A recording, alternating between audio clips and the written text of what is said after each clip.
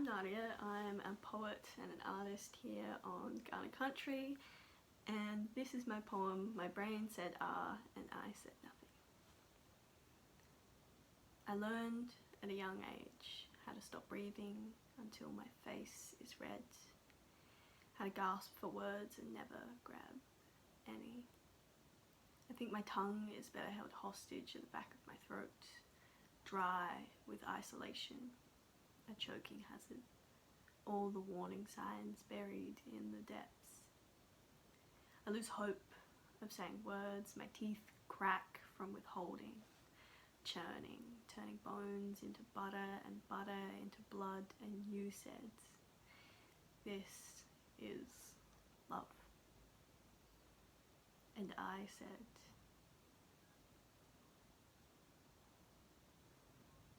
I've been checking out so long I forgot and transcended. I don't know if I exist or if I'm a product of mishap. I might be an extraterrestrial sent here to collect blood butter and bad things and breathless moments. Not the good ones, like the ones that make you choke. I might be a human on an earth with no one left to trust except the soles of my shoes and the knife.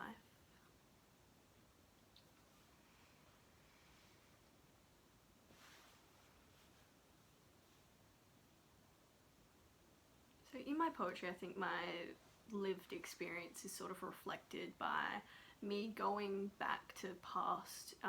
experiences of trauma from my childhood and adolescence, and then sort of delving more into how that affects me in my day-to-day life, how I felt in those moments, and leaving it sort of a little bit obscure, ambiguous, just for the reader to interpret in their own sense, but, you know, still putting my own struggle into that, you know, because my poetry is, like, written for me, and I just share it with other people. Yeah, and then my poetry sort of supports my well-being, sort of just by giving myself a voice for those moments where, like, for example, like in my poem, My Brain Said Ah and I Said Nothing. That's a lot about not being able to say how I felt in certain times, and so just giving myself a voice in those moments, even if it's now and not then, like, it still helps. And it sort of just, yeah, it gives me a place to express my emotions and my feelings in a way that makes sense to me, and yeah, and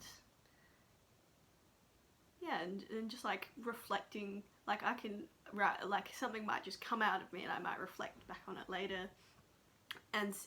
read it and go, oh, that's sort of why I feel that way, or, you know, like putting the pieces together after the fact, it sort of helps me to realize certain things about myself that I didn't know before, that I didn't realize, that came out just subconsciously from me, and that really helps for me in my recovery, and to stay well throughout 2020. I started going to therapy for the first time, and sort of started meditating. I've started journaling my thoughts out rather than only doing it in poetry, like letting myself write things that aren't perfect, and just getting like extra emotions out that don't come through in poetry, and just like a bit of exercise, walking, and yeah, and just taking a lot more time for myself, and just like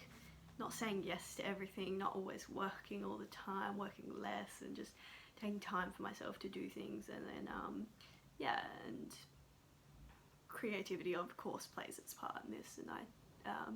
you know, try to write and do art when I'm